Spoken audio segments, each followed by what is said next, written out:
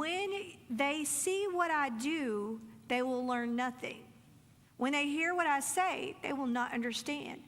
Otherwise, they will turn to me and be forgiven.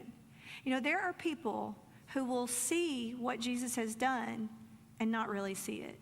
They're going to make excuses for it. They're going to say that wasn't really God, that wasn't really Jesus. They're going to look for things and they're going to critique it, and they're going to pick things apart. You know, like you look at our church being paid off. That's a miracle, guys. That's something that God did. You know, they're going to see and they will learn nothing. They're going to hear and they're not going to understand. You think about all those Pharisees that were following Jesus around everywhere he went. They saw Lazarus raised from the dead and they got mad. They saw a man healed of blindness, and they're mad because it happened on the Sabbath day. They're seeing, but they're not seeing. They didn't see the Messiah standing right in front of them.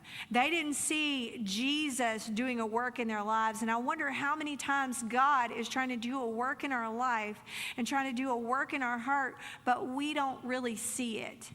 And we don't really hear it. We don't want to be like that, because if we do see and if we do hear, because it said otherwise, they will turn to me and be forgiven.